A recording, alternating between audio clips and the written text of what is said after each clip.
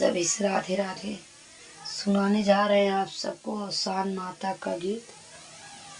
कैसे लगे आप सबको हमारा वीडियो कमेंट बॉक्स में लिखकर बताना। आप सब हमारा वीडियो अच्छा लगे तो लाइक करना, सब्सक्राइब करना, ज़्यादा से ज़्यादा शेयर करना। आप सब कमेंट बॉक्स में लिख कर बताना गाना कैसे लगा। हमारे चैनल पे नए हो तो आप सब सब्सक्राइब करें, लाइक करें, ज़्यादा से ज़्यादा शेयर करें। सभी से राधे राधे, जय माता दी। सुहाग हमई दैदा हे अवसानी मैया, सुहाग हमई दैदा हे अवसानी मैया। जैसे सुहाग मैया सीता के दिहलू, जैसे सुहाग मैया सीता के दिहलू, उहै सुहाग हमई दैदा हे अवसानी मैया, सुहाग हमई दैदा हे अवसानी मैया, सुहाग हमई दैदा हे अवसानी मैया। जैसे सुहाग मैया गौरा के दिहलू, जैसे सुहाग मैया गौरा के दिहलू, ऐसे सुहाग हमई दैदा हे अवसानी मैया, वैसे सुहाग हमई दैदा हे अवसानी मैया, सुहाग हमई दैदा हे अवसानी मैया, सुहाग हमई दैदा हे अवसानी मैया।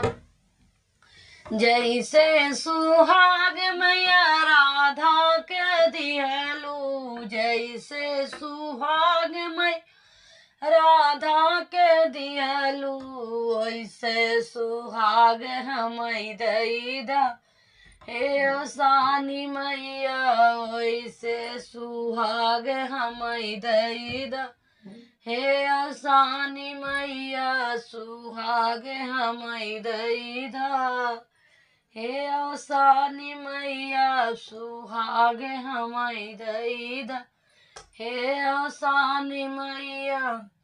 जैसे सुहाग मैया लक्ष्मी के दिहलू, जैसे सुहाग मैया लक्ष्मी के दिहलू, ऐसे सुहाग हमई दैदा हे अवसानी मैया, वैसे सुहाग हमई दैदा हे अवसानी मैया, सुहाग हमई दैदा हे अवसानी मैया, सुहाग हमई दैदा हे अवसानी मैया।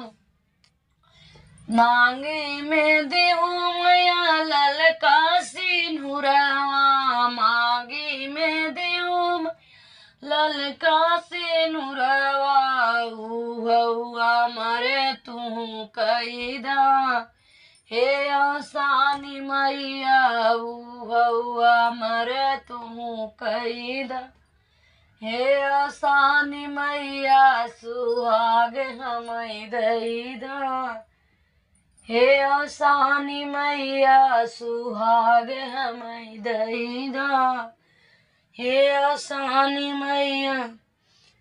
हाथे में दियो मैया लाल लाल चूड़िया, हाथे में दियो मैया लाल लाल चूड़िया, चूड़िया मरे तू कैदा हे अवसानी मैया, चूड़िया मरे उहौ कैदा हे अवसानी मैया, सुहाग हमई दैदा हे अवसानी मैया, सुहाग हमई दैदा हे अवसानी मैया।